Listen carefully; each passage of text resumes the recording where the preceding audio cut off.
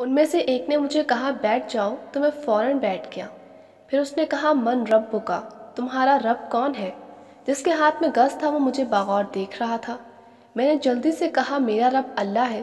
جواب دیتے وقت مجھ پر کپ کپی طاری تھی، اس لیے نہیں کہ مجھے جواب میں کوئی شک تھا بلکہ ان کے روب کی وجہ سے۔ پھر اس نے مزید 2 سوال کیے، کہا تمہارا نبی کون ہے اور تمہارا دین کون سا ہے؟ اور الحمدللہ میں نے ٹھیک جوابات دے دیے۔ انہوں نے کہا کہ اب تم قبر کے عذاب سے بچ گئے۔ میں نے پوچھا کیا تم منکر و نکیر ہو؟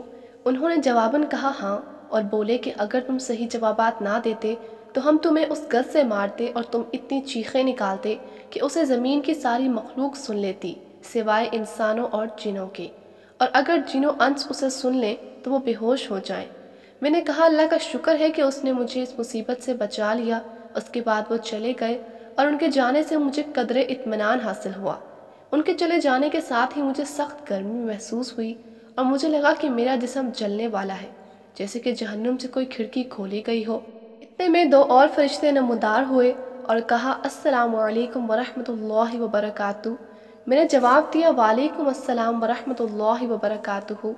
انہوں نے کہا ہم فرشتے ہیں، ہم قبر میں تمہارے اعمال تمہیں پیش کرنے آئے ہیں تاکہ قبر میں قیامت تک تمہیں اپنی نیکیوں کا جو بدلہ ملنا چاہیے وہ بدلہ مل جائے۔ میں نے کہا اللہ کی قسم، جس سختی اور اذیت سے میں دوچار ہوں میں نے کبھی اس کے متعلق سوچا نہیں تھا۔ پھر میں نے پوچھا کیا میں ایک سوال کر سکتا ہوں؟ انہوں نے کہا کر لو۔ میں نے پوچھا کیا میں اہل جنت میں سے ہوں اور کیا اتنی ساری تکلیفیں جھیلنے کے بعد بھی میرے لیے جہنم جانے کا خطرہ ہے؟ انہوں نے کہا کہ تم ایک مسلمان ہو، اللہ اور اس کے رسول صلی اللہ علیہ وآلہ وسلم پر ایمان لائے ہو، لیکن جنت جانے کا علم ایک اللہ کے علاوہ کسی کو نہیں ہے۔ بہرحال اگر تم جہنم چلے بھی گئے تو وہاں ہمیشہ نہیں رہو گے کیونکہ تم ایک موحد ہو۔ یہ سن کر میری آنکھوں سے آنسو جاری ہو گئے اور میں نے کہا اگر اللہ نے مجھے دوزخ بھیج دیا تو پتہ نہیں میں وہاں کتنا عرصہ رہوں گا۔ انہوں نے کہا اللہ تعالیٰ سے امید رکھو کیونکہ وہ بہت کریم ہے، اور اب ہم تمہارے اعمال پیش کر رہے ہیں تمہاری بلوغت سے وقت سے تمہارے ایکسیڈنٹ کے وقت تک۔ انہوں نے کہا سب سے پہلے ہم نماز سے شروع کرتے ہیں کیونکہ کافر اور مسلمان کے مابین فرق کرنے والی چیز نماز ہے، لیکن فی الحال تمہارے سارے اعمال معلق ہیں۔ میں نے حیرانگی سے پوچھا میں نے اپنی ساری زندگی میں بہت سارے نیک اعمال کیے ہیں، آخر میرے اعمال معلق کیوں ہیں؟ اور اس وقت جو میں اپنے جسم میں دنیا جہان کی گرمی محسوس کر رہا ہوں اس کی کیا وجہ ہے؟ انہوں نے کہا اس کی وجہ یہ ہے کہ تمہارے اوپر قرضہ ہے جو تم نے مرنے سے پہلے ادا نہیں کیا ہے۔ میں رو پڑا اور میں نے کہا کیسے؟ اور یہ جو میرے اعمال معلق ہیں کیا اس کی وجہ بھی یہی ہے؟ میرا سوال ابھی پورا نہیں ہوا تھا کہ میری قبر میں اچانک روشنی آ گئی اور ایک ایسی خوشبو پھیل گئی کہ ایسی خوشبو نہ میں نے اپنی زندگی میں کبھی سونگھی اور نہ مرنے کے بعد۔ اس روشنی سے آواز آئی السلام علیکم ورحمۃ اللہ وبرکاتہ۔ میں نے کہا وعلیکم السلام ورحمۃ اللہ وبرکاتہ۔ میں نے پوچھا تم کون ہو؟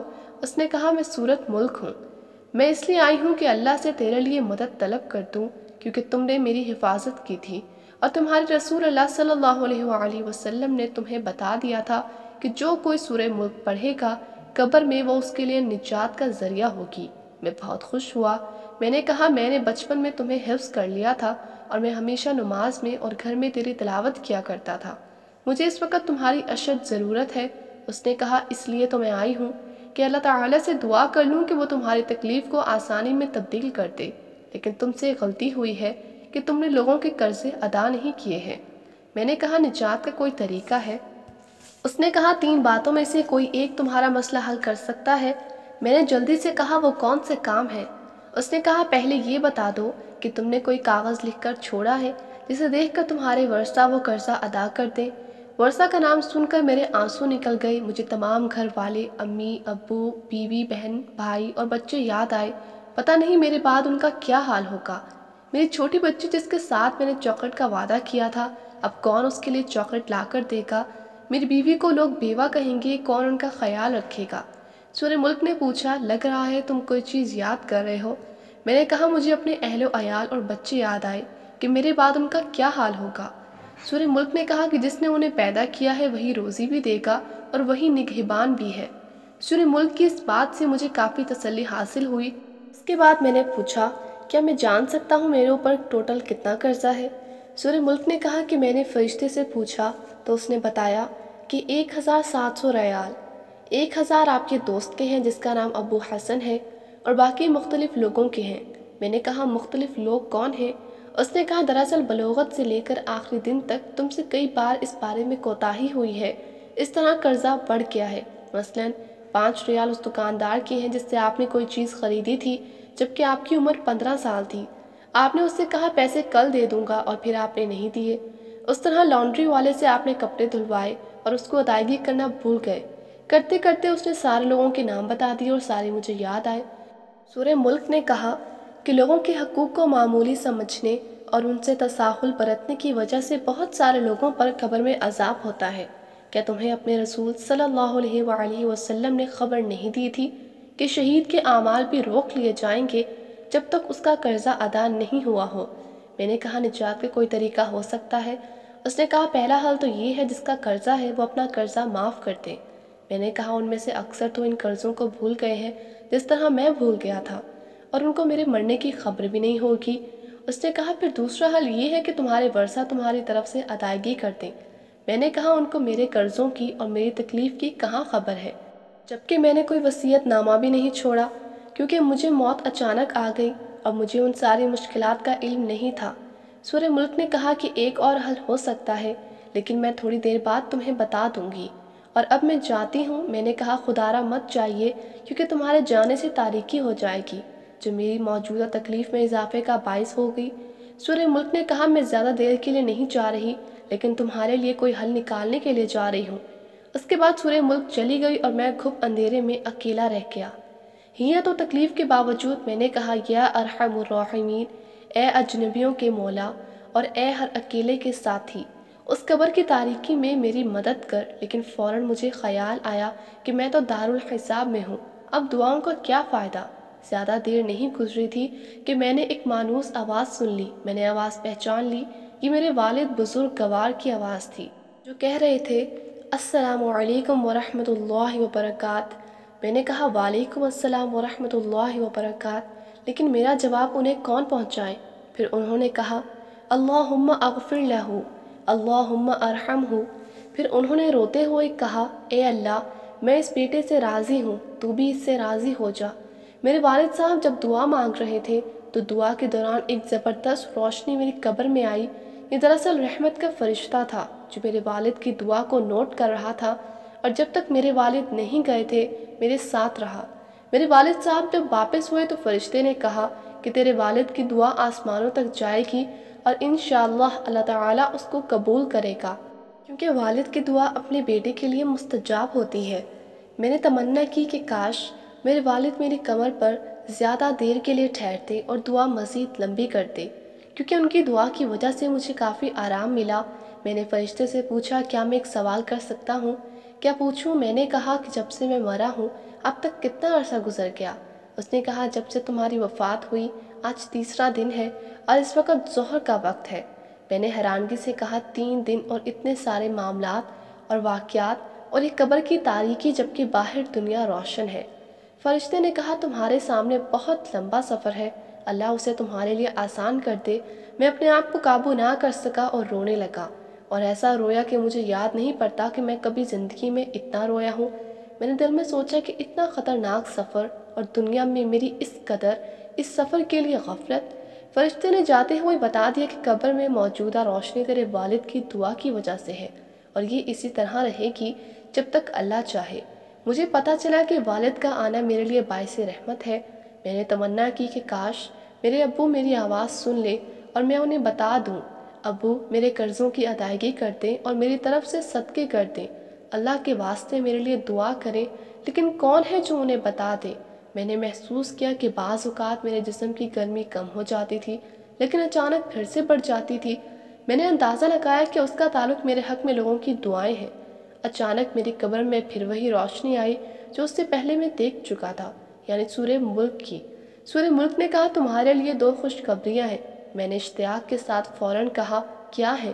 تمہارے دوست نے اللہ کی خاطر تمہارا قرضہ معاف کر دیا ہے۔ میں نے اللہ تعالیٰ کا شکر ادا کیا اور مجھے پتا تھا کہ میری گرمی کم ہو جانے کی وجہ شاید یہی تھی۔ میں نے کہا دوسری بشارت کیا ہے؟ اس نے کہا میں نے اللہ سے بہت درخواستیں کی لیکن انسانوں کے حقوق وہ معاف نہیں کرتا، البتہ اللہ نے ایک فرشتہ بھیج دیا جو تیرے رشتہ داروں میں سے کسی کو خواب میں آئے گا تاکہ وہ تمہارے قرضوں کے متعلق سمجھ جائیں۔ پھر اس نے پوچھا تمہارے خیال میں کون بہتر ہے، جس کو خواب میں فرشتہ کسی شکل میں آئے اور پھر وہ اس کو سچا سمجھ کر قرضہ کی ادائیگی کر دے؟ میں نے اپنی امی کے بارے میں سوچا لیکن پھر سوچا کہ اگر اس نے مجھے خواب میں دیکھا تو رونا شروع کر دے گی اور خواب کی تعبیر نہیں سمجھ سکے گی۔ پھر میں نے تمام رشتہ داروں کے متعلق سوچا اور جو بندہ مجھے بہتر لگا وہ میری بیوی تھی، کیونکہ وہ ہمیشہ خوابوں کو اہتمام دیا کرتی تھی۔ میں نے کہا میری بیوی اگر مجھے خواب میں دیکھ لے تو ہو سکتا ہے وہ اس کی تعبیر سمجھ جائے۔ سورہ ملک نے کہا میں متعلقہ فرشتے کو اطلاع دیتی ہوں اور اللہ سے دعا کرتی ہوں کہ وہ آپ کی مشکل کو آسان کر دے۔ اس کے بعد سورہ ملک چلی گئی اور میری قبر میں بدستور وہ روشنی باقی تھی جو میرے والد کی دعا کی برکت سے آئی تھی، اور میں انتظار کرتا رہا جیسے جیل کے اندر ہوں۔ مجھے ٹائم کا کوئی اندازہ نہیں تھا کیونکہ یہاں گھڑی نہیں تھی، نہ نماز، نہ کھانا پینا، نہ ہی اور کوئی مصروفیت۔ دعائیں مانگنا اور ذکر و اذکار بھی بیکار۔ بعض اوقات لوگوں کے قدموں کی آوازیں سن لیتا تو اندازہ کر لیتا کہ شاید کسی کا جنازہ ہے۔ بعض اوقات لوگوں کے ہنسنے کی آوازیں آ جاتی تھیں تو مجھے تعجب ہوتا تھا کہ ان کو اندازہ نہیں ہے کہ ہم کس صورتحال سے دوچار ہیں۔ کافی وقت گزرنے کے بعد اچانک میرے جسم کی گرمی بڑھنی شروع ہوئی اور میں چیخنے لگا تھا۔ ایسا لگ رہا تھا جیسے میں ایک تندور کے اندر ہوں۔ میرے خوف میں اضافہ ہوتا چلا جا رہا تھا لیکن پھر اچانک گرمی کم ہونی شروع ہوئی، یہاں تک کہ بالکل غائب ہو گئی۔ سمجھ میں نہیں آ رہا تھا کہ ایسا کیوں ہو جاتا ہے۔ اس کے بعد ایک بار پھر سورہ ملک کی روشنی آ گئی اور مجھے کہا تمہیں مبارک ہو۔ میں نے کہا وہ کیسے؟ اس نے کہا خوابوں کا فرشتہ تمہاری بیوی کے خواب میں گیا اور تمہاری بیوی نے خواب میں تمہیں ایک سیڑھی پر چڑھتے ہوئے دیکھا اور دیکھا کہ 7 سیڑھیاں باقی ہیں اور تم پریشان کھڑے ہو کیونکہ آگے نہیں چڑھ سکتے۔ پھر وہ فجر کی نماز سے پہلے اٹھی، تمہاری یاد میں روئی اور صبح ہوتے ہی ایک عورت سے رابطہ کیا جو خوابوں کی تفسیر کرتی ہے اور اسے اپنا خواب سنایا۔ اس عورت نے کہا اے بیٹی، تمہارا شوہر قبر میں تکلیف میں مبتلا ہے کیونکہ اس پر کسی کا 1700 ریال قرضہ ہے۔ میری بیوی نے پوچھا کس کا قرض ہے اور ہم کیسے ادا کریں؟ اس نے کہا مجھے نہیں معلوم، اس بارے میں علماء سے معلوم کرو۔ پھر تیری بیوی نے ایک شیخ کی اہلیہ سے رابطہ کیا اور اسے ساری بات بتا دی تاکہ وہ شیخ سے جواب پوچھ لے۔ الغرض شیخ نے کہا کہ میت کی طرف سے صدقہ کر دے، ہو سکتا ہے اللہ تعالیٰ اسے قبول کر کے میت کا عذاب ہٹا دے۔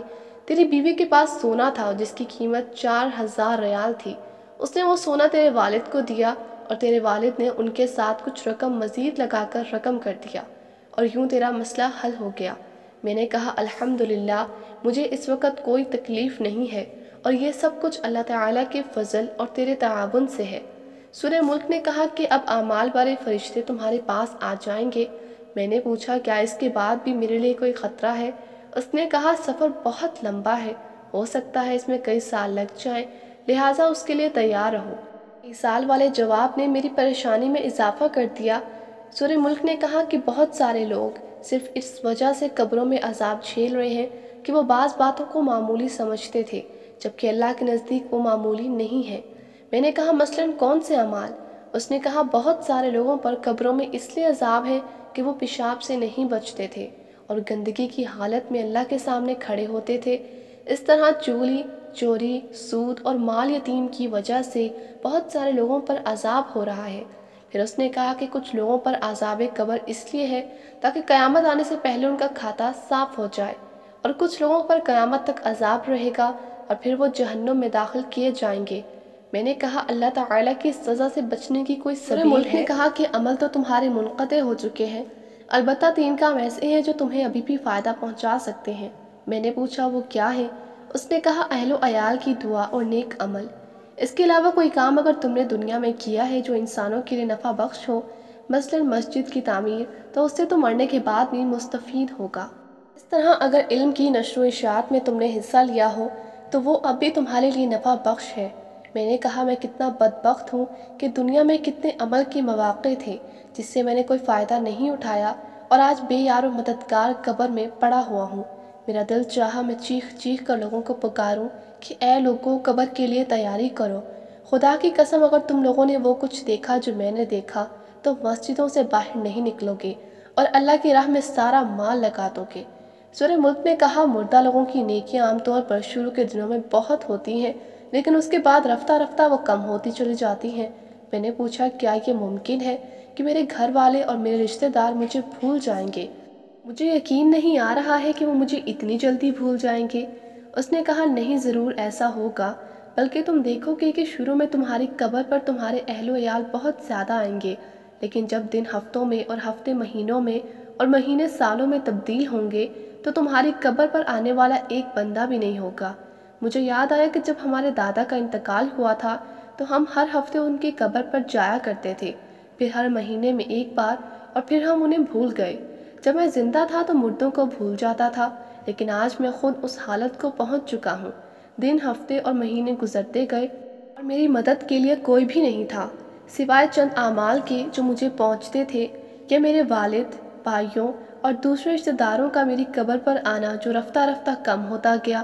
زیادہ تر مجھے اپنی والدہ کی دعا پہنچتی رہی جو وہ تہجد میں میرے لیے کرتی رہی۔ باخدا وہ دعا میرے لیے طمانینت کا باعث ہوتی تھی۔ نیک اعمال کا آنا کم ہوتا چلا گیا۔ نامعلوم کیا وجہ تھی کہ سورہ ملک کا آنا بھی بند ہو گیا۔ میری قبر میں پھر اندھیرا چھا گیا۔ مجھے بعض گناہ یاد آئے جو میں نے کیے تھے۔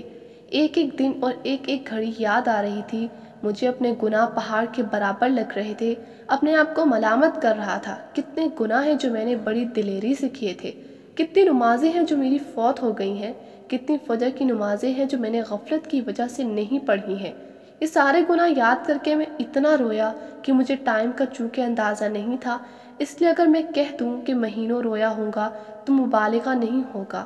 ایک دن اچانک ایسی روشنی آئی جیسے سورج نکل چکا ہو، اور میں نے فرشتوں کی آوازیں سنی کہ وہ ایک دوسرے کو مبارکباد دے رہے ہیں۔ میری سمجھ میں نہیں آ رہا تھا کہ کیا ہو چکا ہے کہ میرے پاس سورہ ملک آئی اور خوشخبری سنا دی۔ سورہ ملک نے بتایا کہ رمضان المبارک کا مہینہ شروع ہو گیا اور یہ رحمت اور معافی کا مہینہ ہے، اور اس سے بہت سارے مردے مسلمانوں کی دعاؤں کی برکت سے نجات پا لیتے ہیں۔ میں بہت خوش ہوا کہ اللہ تعالیٰ انسانوں پر کتنا مہربان ہے، لیکن انسان ہے کہ گمراہی پر تلا ہوا ہے۔ سورہ ملک نے بتایا کہ اللہ تعالیٰ کسی کو آگ میں ڈالنا نہیں چاہتا، لیکن یہ انسانوں کی اپنی حماقت ہوتی ہے کہ وہ ایسے گناہ کر جاتے ہیں جو ان کی سزا کا موجب بنتے ہیں۔ پھر اس نے کہا کہ اب تھوڑی دیر بعد مسلمان نماز پڑھیں گے اور تم ان کی آوازیں سنو گے۔ سورہ ملک چلی گئی، میری قبر میں بادستور روشنی تھی، اور میں نے پہلی بار مسجد سے آنے والی آواز سن لی۔ اپنی زندگی کو یاد کیا اور تراویح کو یاد کیا تو بہت رویا۔ میں نے سنا کہ لوگ نماز پڑھ رہے ہیں، اور پھر میں نے امام کی دعا سن لی کہ وہ پڑھ رہا تھا۔ اس دعا سے مجھے بہت سکون ملا، اور میں نے تمنا کی کہ امام دعا کو طول دے دے، اور میں نے محسوس کیا کہ وہ دعا سیدھی قبول ہو رہی ہے، کیونکہ مجھے اس سے کافی خوشی اور راحت مل رہی تھی۔ میں روتا جا رہا تھا اور ساتھ ساتھ آمین پڑھتا جا رہا تھا۔ اس طرح رمضان کا سارا مہینہ بہت سکون اور راحت سے گزرا، اور پھر ایک دن میری قبر میں انسان کی شکل میں ایک آدمی آیا جس سے بہت تیز خوشبو آ رہی تھی۔ میں حیران ہوا کیونکہ مرنے کے بعد یہ پہلا انسان تھا جو میں دیکھ رہا تھا۔ اس نے مجھے سلام کیا اور جواب میں وعلیکم السلام کہا۔ اس نے کہا میں تمہیں بشارت دیتا ہوں کہ اللہ تعالیٰ نے تمہارے گناہ معاف کیے ہیں۔ میں نے کہا اللہ آپ کو جزائے خیر دے، آپ کون ہیں؟ میں پہلی دفعہ قبر میں انسان کی شکل دیکھ رہا ہوں۔ اس نے کہا میں انسان نہیں ہوں۔ میں نے پوچھا تو کیا آپ فرشتے ہیں؟ بولا نہیں، میں دراصل تمہارا نیک عمل ہوں، تمہاری نمازیں، تمہارے روزے، حج، انفاق فی سبیل اللہ اور صلہ رحمی وغیرہ وغیرہ کو اللہ تعالیٰ نے اس شکل میں تمہارے پاس بھیجا ہے۔ میں بہت خوش ہوا اور اللہ کا شکر ادا کیا۔ میں نے پوچھا تم اتنے لیٹ کیوں آئے ہو؟ اس نے کہا تمہارے گناہ اور تمہارے قرضے میرے راہ میں رکاوٹ تھے، اور جب اللہ تعالیٰ نے معافی کا اعلان کر دیا تو میرے لیے راستہ کھل گیا۔ میں نے پوچھا تو کیا اس معافی کے بدلے میں اللہ تعالیٰ مجھے جنت دے گا؟ اس نے کہا یہ بات اللہ تعالیٰ کے علاوہ کوئی نہیں جانتا۔ پھر اس نے کہا قیامت کے دن میزان سے تمہاری جنت اور دوزخ جانے کا پتہ چلے گا۔ اس کے بعد ام صالحہ نے کہا کہ تمہارے کچھ نیک اعمال بالکل زندگی کی آخری گھڑیوں میں کام آ گئے۔ میں نے پوچھا وہ کیا ہے؟ اس نے کہا اگر تمہیں یاد ہو تو مرتے وقت اللہ تعالیٰ نے تمہیں توفیق دی اور تم نے کلمہ شہادت پڑھا۔ تمہیں اندازہ نہیں ہے کہ فرشتوں کو کتنی خوشی ہوئی کہ تمہاری زندگی کا خاتمہ توحید پر ہوا، جبکہ شیطان تمہیں نصرانیت اور یہودیت کی تلقین کر رہا تھا۔ اس وقت تمہارے ارد گرد دو قسم کے فرشتے موجود تھے، ایک وہ جو مسلمانوں کی روحیں قبض کرتے ہیں، اور کچھ وہ جو کافروں کی روحیں قبض کرتے ہیں۔ جب تم نے کلمہ پڑھا تو وہ فرشتے چلے گئے جو کافروں کی روحیں قبض کرتے ہیں، اور پھر انہوں نے تمہاری روح قبض کر لی۔ میں نے پوچھا اس کے علاوہ بھی کوئی نیکی ہے؟ اس نے کہا ہاں، جب تم نے ڈرائیور کو سگریٹ چھوڑنے کی نصیحت کی تو آج جو خوشبو تم سونگھ رہے ہو اس نصیحت کی بدولت ہے۔ اس کے علاوہ اپنی والدہ کو تمہاری کال اور اس کے ساتھ جو بھی تم نے باتیں کی، اللہ تعالیٰ نے ہر بات کے بدلے تمہارے لیے نیکیاں لکھ دیں۔ مجھے یاد آیا جو باتیں میں نے والدہ سے کی تھیں، مجھے پتا ہوتا تو میں ان باتوں میں ایک گھنٹہ لگا دیتا۔ پھر ام صالحہ نے بتایا کہ زندگی کے آخری وقت میں ایک گناہ بھی تمہارے کھاتے میں لکھا گیا۔ میں حیران ہوا اور پوچھا وہ کیسے؟ ام صالحہ بولا تم نے بچی سے کہا میں تھوڑی دیر میں آ جاؤں گا، اس طرح تم نے اسے جھوٹ بول دیا۔ کاش مرنے سے پہلے تم توبہ کر لیتے۔ میں رویا، میں نے کہا اللہ کی قسم میرا ارادہ جھوٹ کا نہیں تھا، بلکہ میرا خیال یہ تھا کہ اس طرح وہ میرے آنے تک صبر کر لے گی۔ اس نے کہا جو بھی ہو آدمی کو سچ بولنا چاہیے، کیونکہ اللہ تعالیٰ سچے لوگوں کو پسند کرتا ہے اور جھوٹ بولنے والوں کو ناپسند کرتا ہے، لیکن لوگ اس میں بہت تساہل اور غفلت کا مظاہرہ کرتے ہیں۔ پھر اس نے کہا تمہاری وہ بات بھی گناہ کے کھاتے میں لکھ دی گئی ہے جو تم نے ایئرپورٹ میں کاؤنٹر پر بیٹھے ہوئے شخص سے کہتی کہ اللہ تمہارا حساب کر دے۔ اس طرح تم نے ایک مسلمان کا دل دکھا دیا۔ میں حیران ہو گیا کہ اتنی معمولی باتیں بھی ثواب اور گناہ کا باعث بنی ہیں۔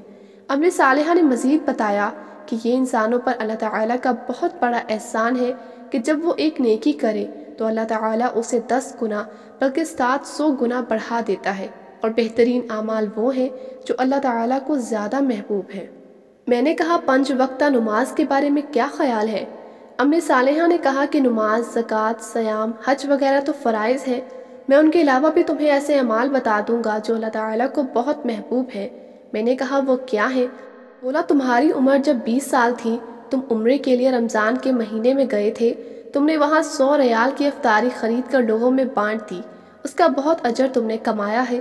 اس طرح ایک بار بوڑھی عورت کو کھانا کھلایا تھا، وہ بوڑھی ایک نیک عورت تھی، اس نے تمہیں جو دعائیں دیں اس کے بدلے اللہ تعالیٰ نے تمہیں بہت نیکیاں اور اجر دیا ہے۔ میں تمہیں ایک اور بات بتا دوں، ایک بار تم مدینہ جا رہے تھے کہ راستے میں تمہیں ایک آدمی کھڑا ملا جس کی گاڑی خراب ہوئی تھی، تم نے اس کی جو مدد کی اللہ تعالیٰ کو تمہاری وہ نیکی بہت پسند آئی اور تمہیں اس کا بہت اجر ملا ہے۔ اس کے بعد میری قبر کھل گئی اور اس میں بہت زیادہ روشنی آ گئی اور فرشتوں کے گروہ در گروہ آتے ہوئے نظر آئے، اور ام صالحہ بھی۔ ذرا سوچئے کہانی عبرت کے لیے لکھی گئی ہے، لیکن احادیث مبارکہ کے بیان کے مطابق ہے۔ کیا اس کہانی کے سننے کے بعد بھی ہم آخرت کے لیے فکر مند نہیں ہوں گے؟ کیا اس کہانی کے بعد بھی ہم گناہ کریں گے؟ سب سے پہلے شیئر کر دو، کیونکہ جب تک کوئی یہ ویڈیو دیکھتا رہے گا جنت میں آپ کے نام